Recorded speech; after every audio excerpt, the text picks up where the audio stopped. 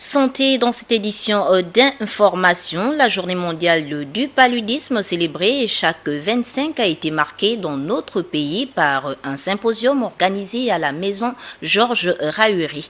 Elvis Biquet, Jean de Dieu Mambundou.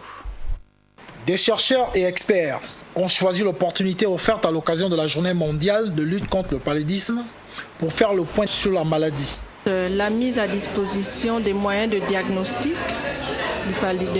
des patients souffrant de paludisme, la mise à disposition des médicaments spécifiques, efficaces, tels que les combinaisons thérapeutiques à base d'artémisinine, mais surtout le déploiement des stratégies de prévention, notamment des moustiquaires imprégnés, mais aussi de la lutte contre les vecteurs de cette pathologie.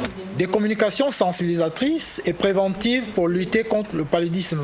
Il est important de surveiller aussi le niveau, l'évolution de la résistance contre les antipaludiques. Et c'est une des thématiques phares que nous avons actuellement au niveau du CIRMF, où nous étudions l'évolution de la résistance, nous regardons, nous surveillons, est-ce que les parasites sont en train de changer, d'être modifiés ou pas.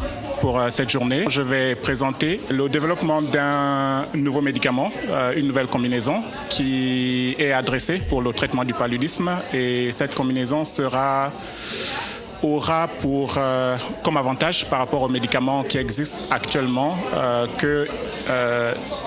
elle peut être donnée en une seule dose. Elle peut être donnée en une seule dose pour traiter le palud. Une initiative approuvée par certains partenaires au développement.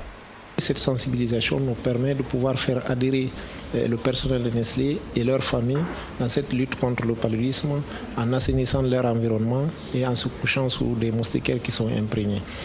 Ce programme s'appelle Éradiquer le paludisme à Nestlé sur l'Afrique centrale d'ici 2018. Le rendez-vous a été pris pour l'année prochaine.